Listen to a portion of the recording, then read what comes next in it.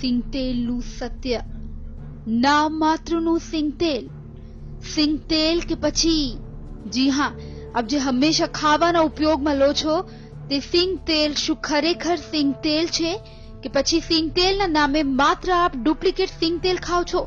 આ પ્રશ્ન થોડો અજુક તો લાગશે, પરંતુ હકીકત એવી જ કંઈક સામે આવી છે।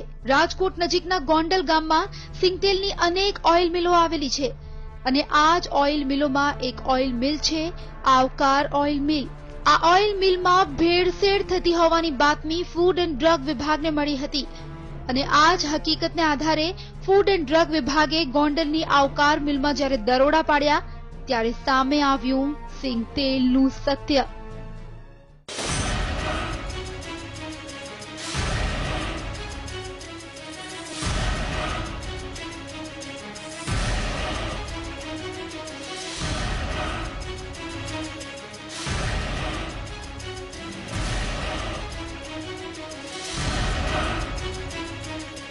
ગોંડલના ઉદ્યોગનગરમાં આવેલી આવકાર ઓઇલ મિલમાં જ્યારે ફૂડ એન્ડ ડ્રગ વિભાગ ત્રાટક્યું ત્યારે ઓઇલ મિલમાં ઓઇલ મિલનો માલિક દિનેશ કાકડિયા તો હાજર જ નહોતો, પરંતુ તેનો મેનેજર હાજર હતો અને ઓઇલ મિલમાં કેવી રીતે ભેળસેળ કરાતી હતી તે વાત પોપટની જેમ ઓઇલ મિલનો મેનેજર બોલવા લાગ્યો।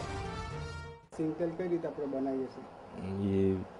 3 કિલો સિંગતેલ ને 12 કિલો સોયાબીન। અને કેટલા કિલોનું પેકિંગ તૈયાર થાય? 15 કિલો। અને આ માલ બધો ક્યાં જાય છે રોજ? બહાર એ તો શેઠ ને ખ્યાલ હોય ને ક્યાં સેન્ટરમાં સુરતનું છે ને? કેટલી જગ્યાએ જાય એ યાદી રહી મુજબ આશરે કેટલા 15-20? બસ 15-20 જગ્યાએ જાય છે।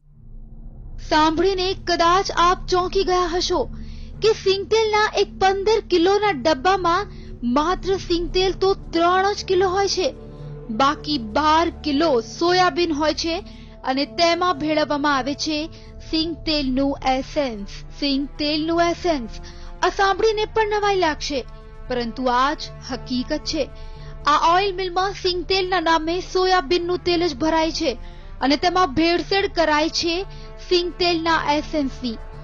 આ ઓઇલ મિલમાં એક કેરબો એવો પણ મળી આવ્યો છે જે ખાસ મલેશિયાથી મંગાવવામાં આવે છે અને આ જ કેરબામાં હોય છે સિંગતેલનું એસેન્સ।